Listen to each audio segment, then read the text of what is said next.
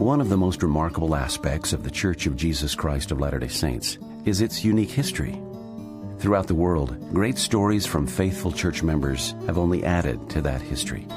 This program shares some of these incredible stories of faith, perseverance, hope, and inspiration. You're listening to Legacy. I'm your host, Nathan Wright.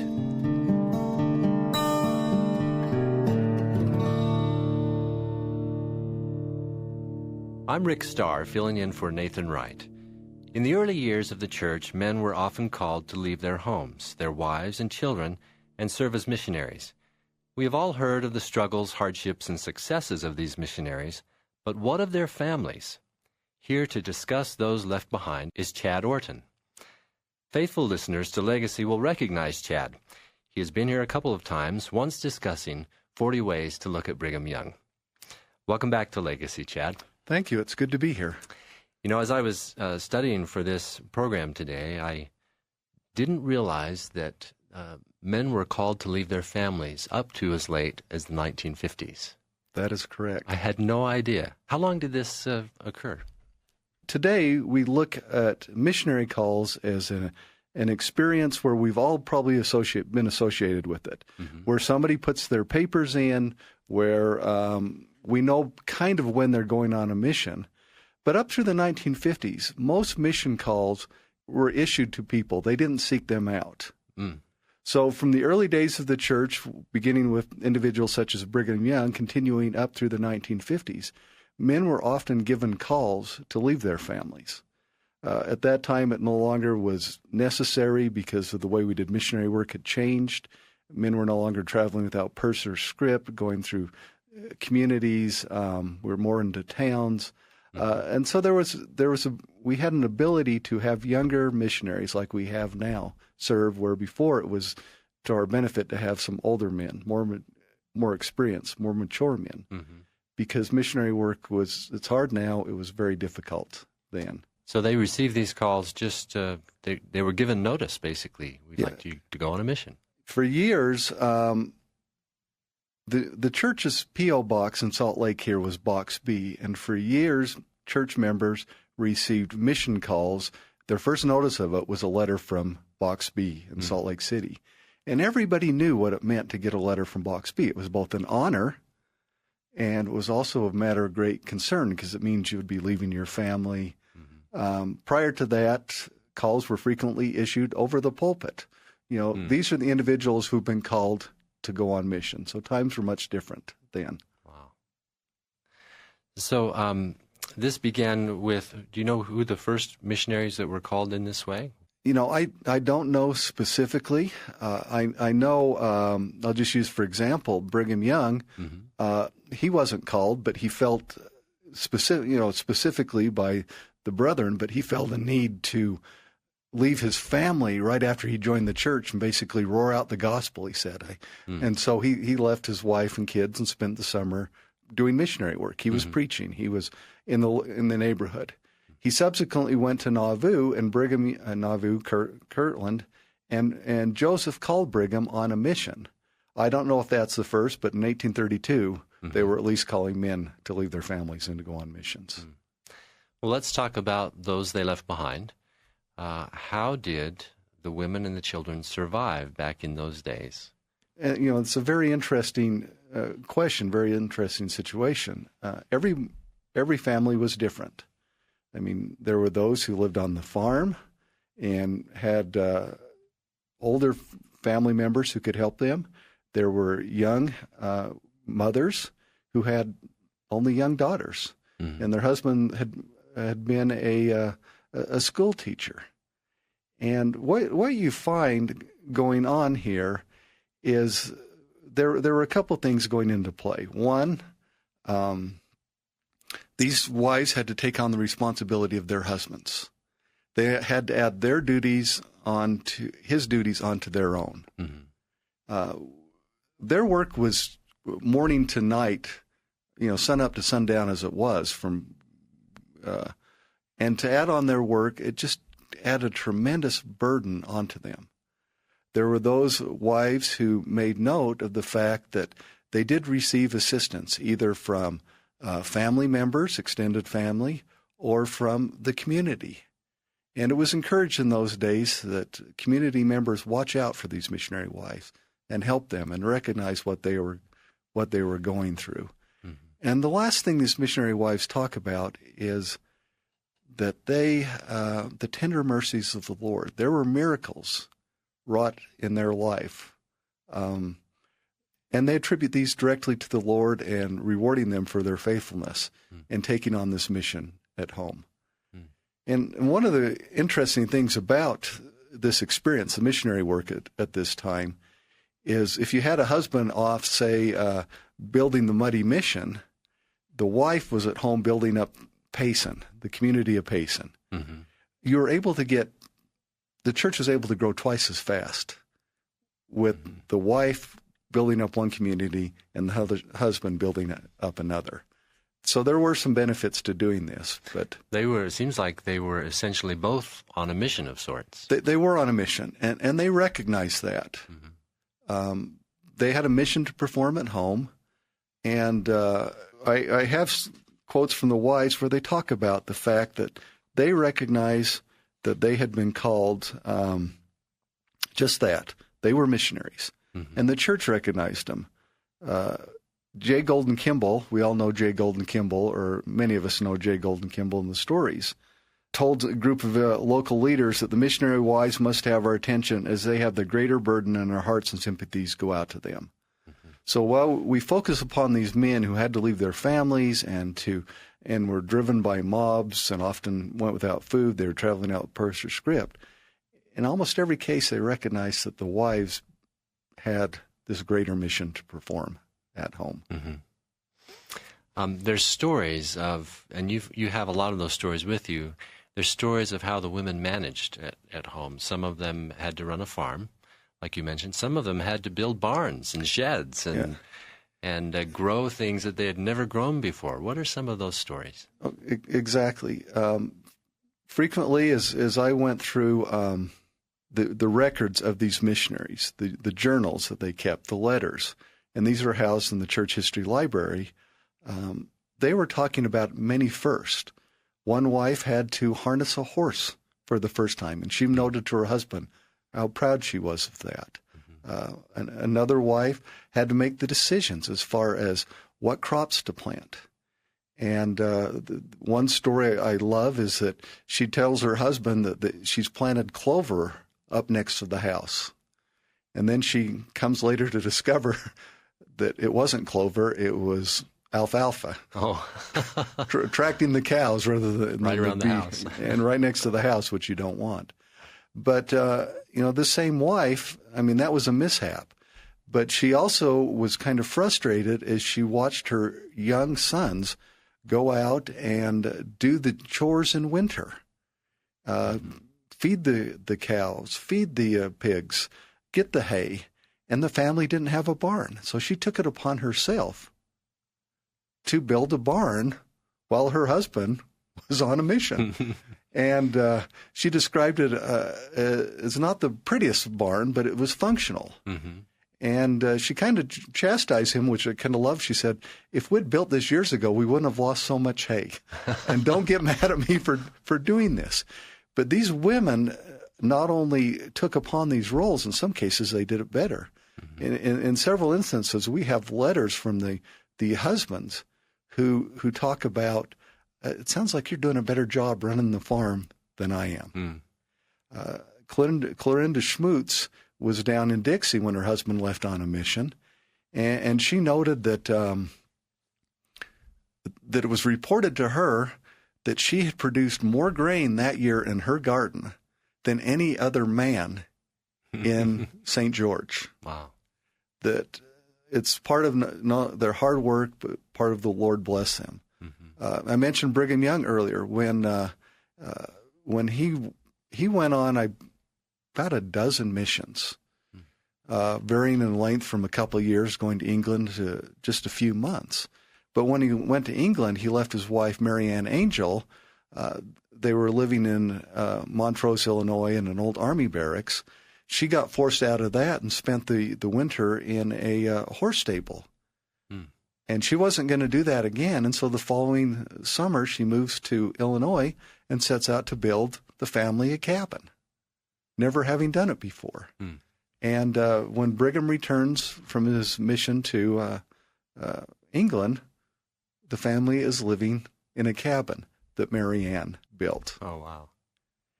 So these women found themselves doing very well. They were being stretched, they were being tested, they were being tried, but they were somehow able to succeed through their own hard work and the fact that others would help them. Mm-hmm. One of my favorite stories of a woman succeeding is that of Sarah Ann Peterson, who was a husband was called on a mission, and Knut Peterson, and she was left to plant the wheat, the family wheat, for the first time. She'd never done it before. And when it came time to plant, for whatever reason, the men in the community were too busy to help her. She was too proud to ask. And so she set out, after waiting for a while for their help, to plant the wheat. And so she digs the furrows and plants the wheat. And it's only then that the men show up and they're to tell her, it's not going to grow. You planted the wheat too late in the year. You planted your wheat too deep. You don't have much hope for a crop. And sure enough, as the summer went on, everybody's wheat is up and doing well, but Sarah Ann's. And as fate would have it that year, this was 1855, there is another grasshopper infestation. And it strikes Lehi. And millions of Mormon crickets descend upon the fields in Lehi and destroy them. And after the Mormon crickets have gone, Sarah Ann's wheat comes up. So the Lord was able to use this Mormon missionary widow to help her community, much like he used many of the widows that we read about in the Old Testament. And as the summer went along, the wheat came up. It was fine. They were able to harvest 60 bushels, which is not a great amount. But as a result of that, Sarah was able to take her bushels. She was able to give it to members of the community and feed them, and still had enough wheat for herself and her family. In the family, it's known as salvation wheat, which is really what it was. It brought hope to the community, first to see that grain growing and know that they would not have to be without to grain that winter, but also that they actually had food. And the Lord seemed to have made this wheat last, much like he made the widow's oil and meal last with Elijah. And her husband was so proud of this. At the end of the year, she saved some wheat in a jar to show him what he had done, that reportedly he was buried with that wheat. It meant so much to him all of his life. There's a story in there that I think is very fun in regards to this, is that Sarah had two children. She had her 5-year-old son, Peter, and she had a babe in arms. And once she's going out to take the water on the water turn, because this wheat is very important to the family. And in the middle of the water turn, the water stops, and she can't see why. So she sends her 5-year-old son, try to find out why the water has stopped. And he's been gone a little while, and all of a sudden the water resumes. But all of a sudden she's grateful for that, but then she becomes concerned, where is her son? And so she runs up to the top of the field, and she finds her son sitting in the ditch.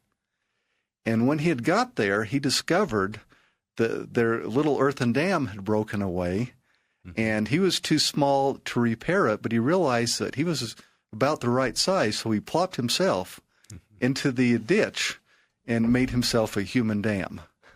And Sarah, who has a good sense of humor, was both relieved and grateful for what her son had done. But by the time she got there, the water was nearly up to his mouth. And she pulled him out, and she gave him a hug and said, "Oh, Peter, you're the best little damn boy ever." and the son didn't get her joke. He thought Mom had sworn at him rather than DAM. And but she told him, said, "No, I'm not mad at you.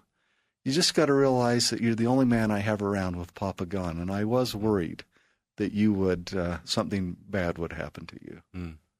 It's amazing, though. That really is a miracle, and you compare it to biblical miracles. It really is a miracle that occurred as a tender mercy to a family while their husband was gone, father and husband. And it is. And you have other stories. I mean, there are wives that talk about they could only afford they'd normally buy like 16 bushels of potatoes, and that winter they could only afford 3. But the 3 bushels of potatoes lasted as long as the 16 had previously. Wow. That is incredible. Well, certainly there were also difficulties. There were these success stories, but there are also difficulties, many difficulties, weren't there? It was hard. And I don't think we ought to minimize that. It was very hard on these wives in a lot of different ways. One, they experienced loneliness that I think it's hard for us to imagine. This is in an era before phones, TV, computer, networking. Trying to think of a lot of the radios, the diversions that we had.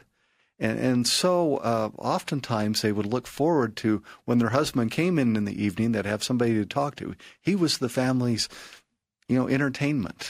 They would be able to sit down and talk and to laugh. And most of these wives lived out in the middle of nowhere. And so one of the hardest things for these wives to endure was the loneliness, that there was never anyone to break the monotony. And ironically, the wives were probably more lonely at home. And there were a couple of wives who wrote about their homesickness that they were experiencing even though they were at home. Because home then as now is truly where the heart is. And without their husbands there, it was not like they were at home.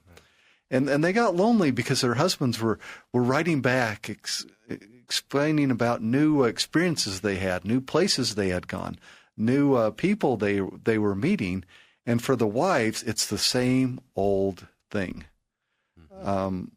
Plus the things that the husband did while he was there. So there's the monotony of what they had to do, plus the extra chores that they had to do. Plus the extra chores that they had to do. It just wore them out. And it just wore. And one of the things that I was surprised when I came to research these wives was how difficult simple tasks that we take for granted now were for them.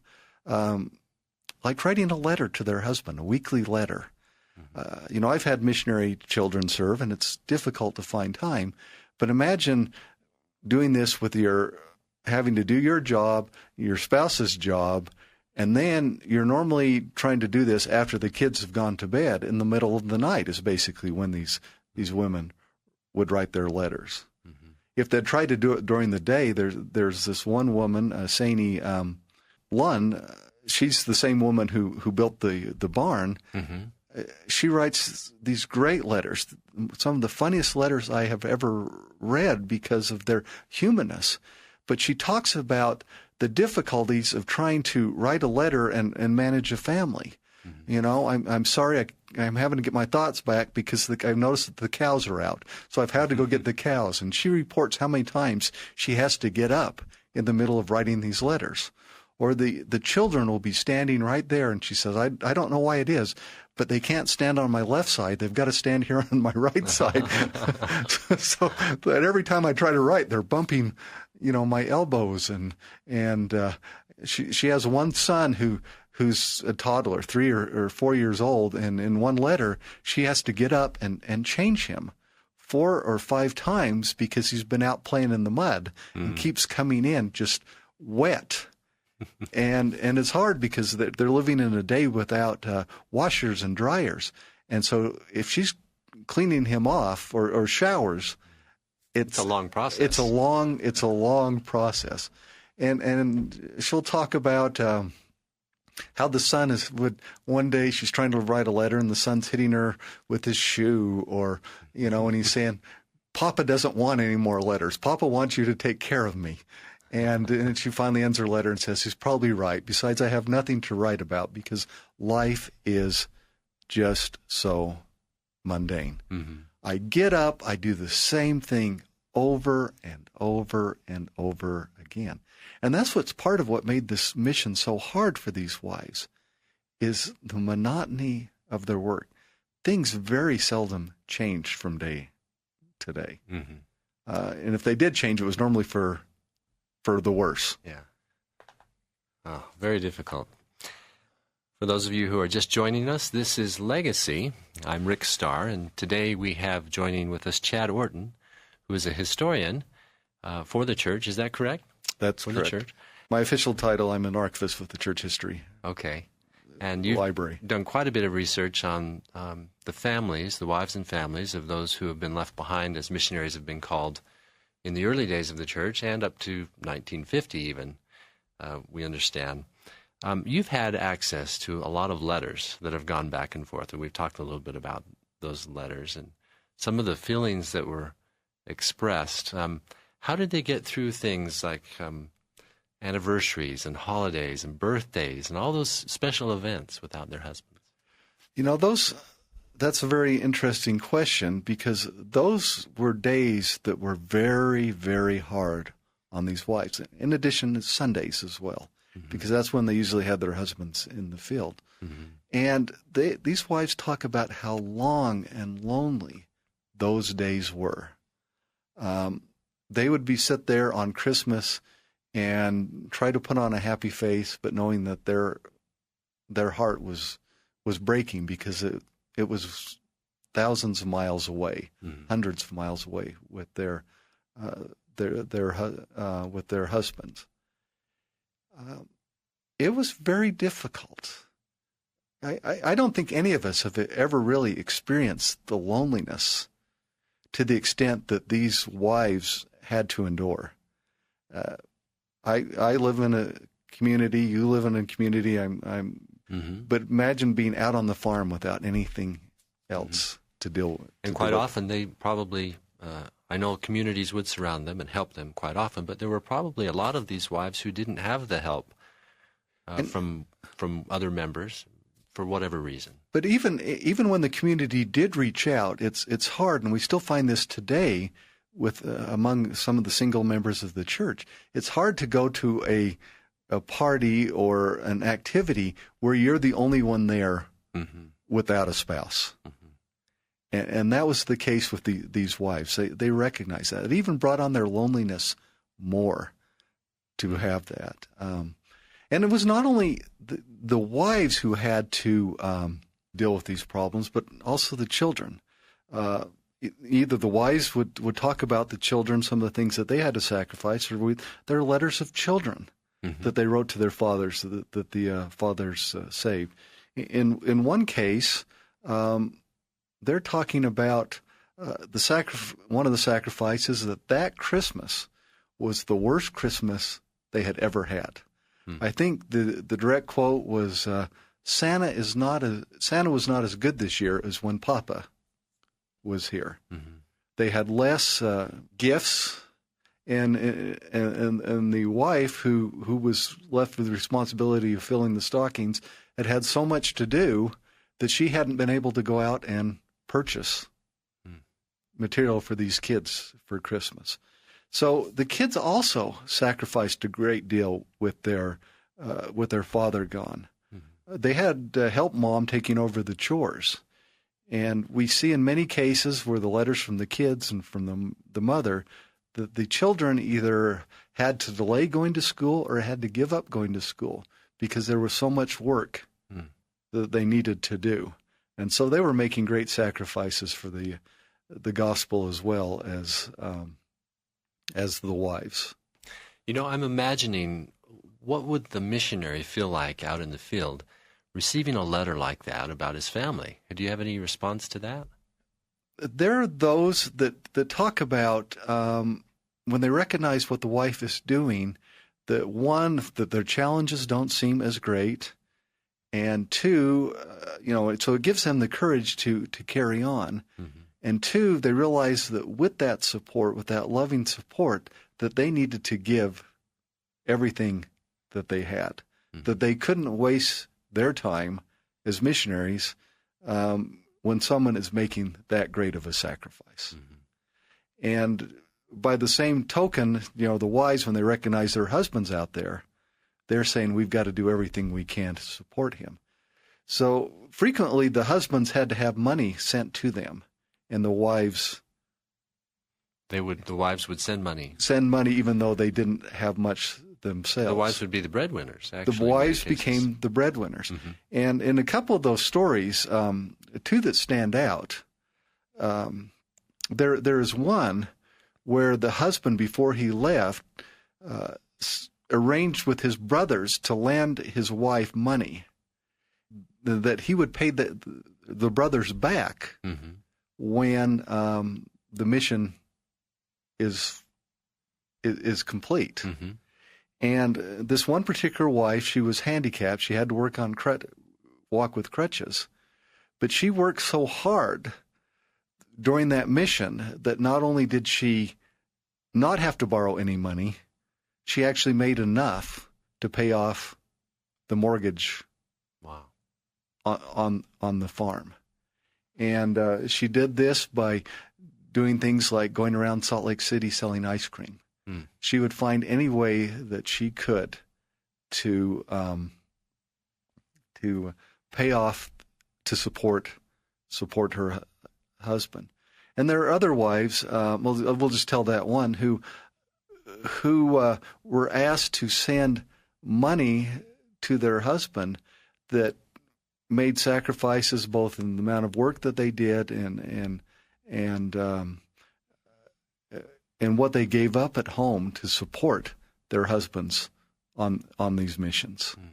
I normally think of the missionaries being sent to a Southwest mission or Southeast mission in the U.S., but there were missionaries abroad, weren't there? How far away were the missionaries, and how long did it take them to get information from their wives, a letter, for example? See, and that's what's really...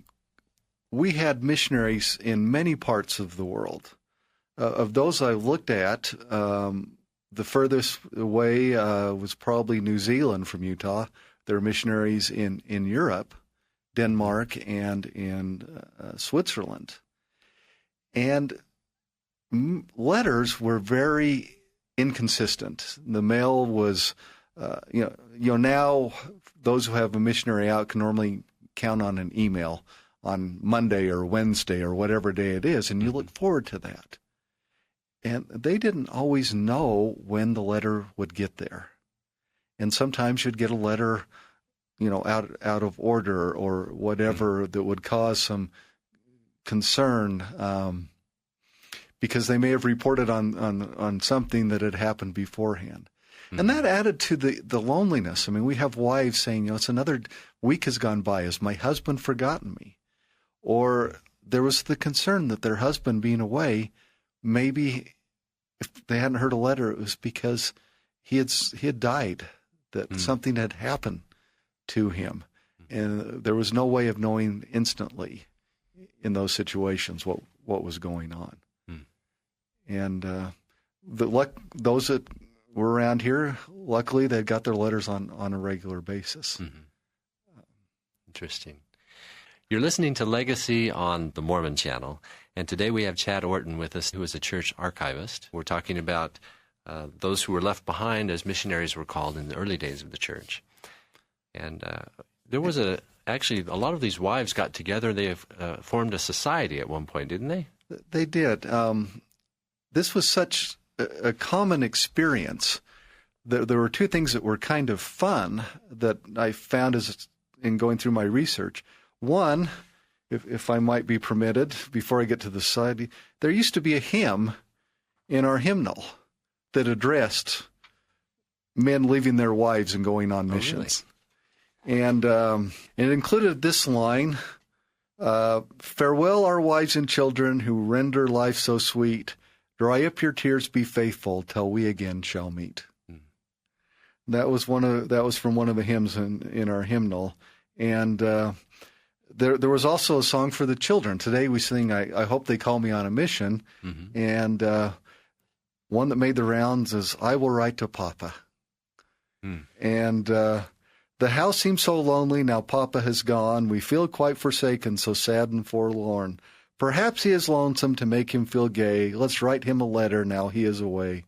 Yes, write him a letter, a kind, loving letter, a sweet, tender letter now he is away. And it goes on. And it must have been pretty common then. It was very common, and as one of the examples of that is in Lehigh they created a missionary wives society, and they may have done this elsewhere, but we do have the minutes in the church archives of this society, where it allowed the women to get together on a monthly basis to share stories, commiserate, and to build each other up.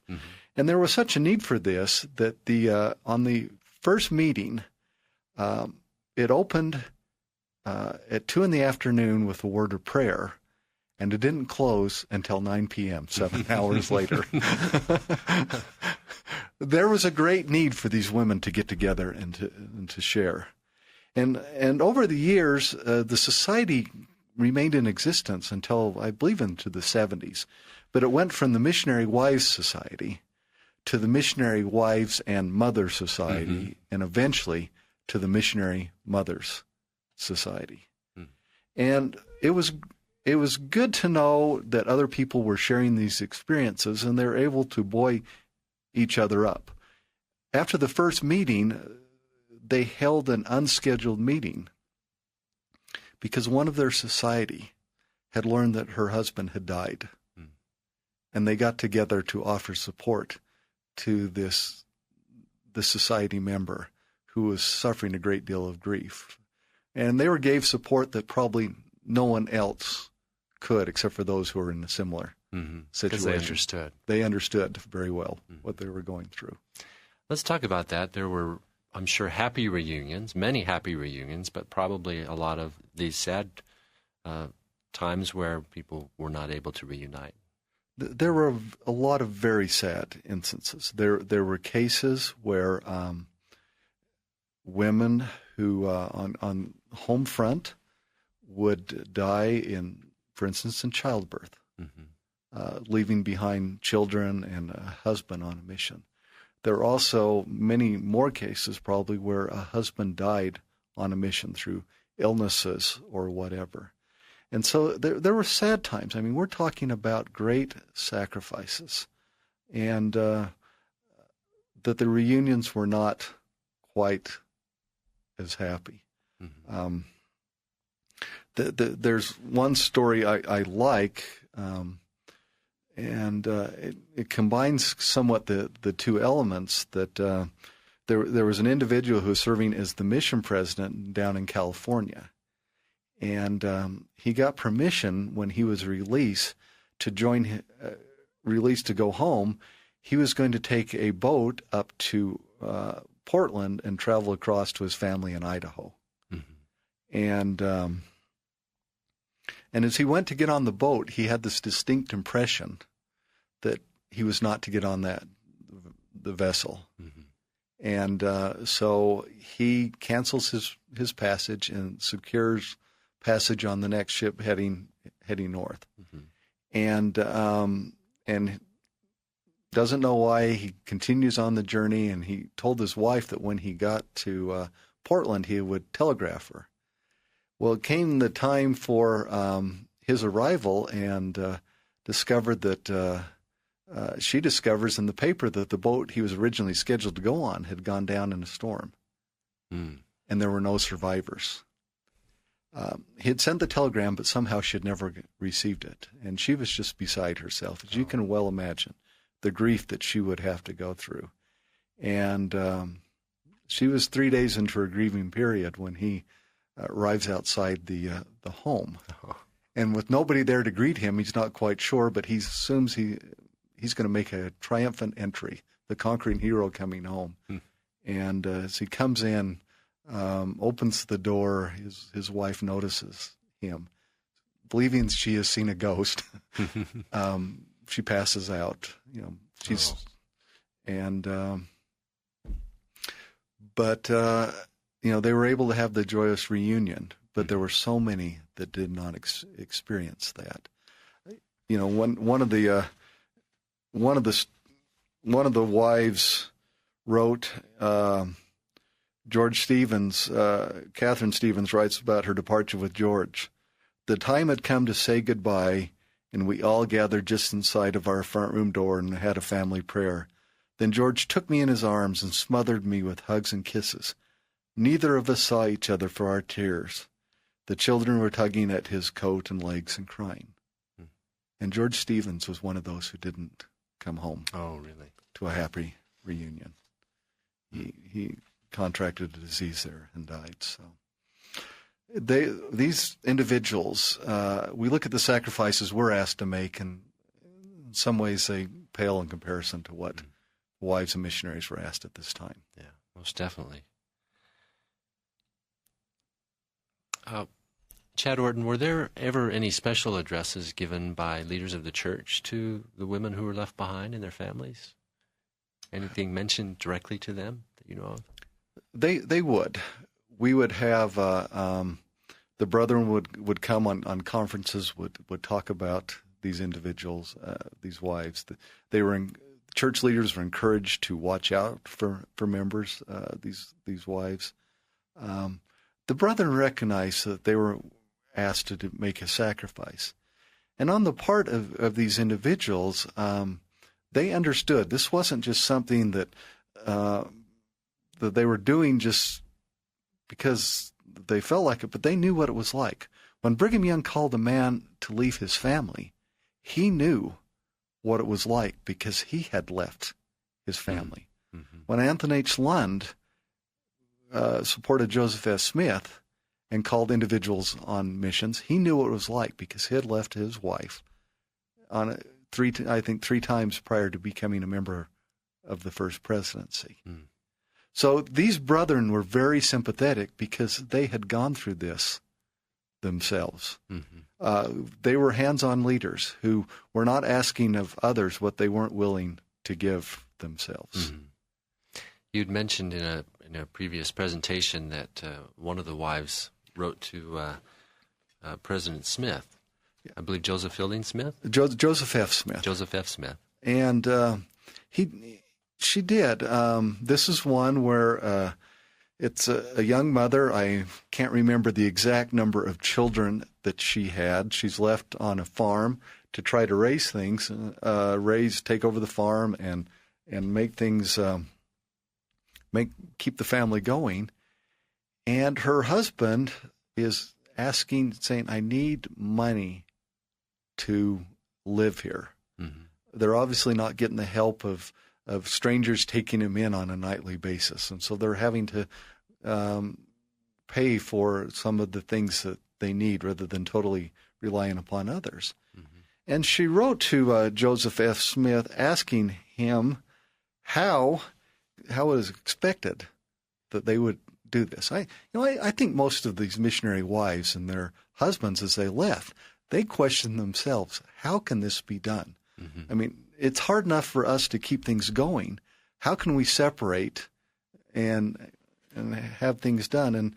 And President Smith wrote back a very brief letter to this wife, and one of the lines in there struck me. It stated, "It is only when people have faith to do such things that it is possible."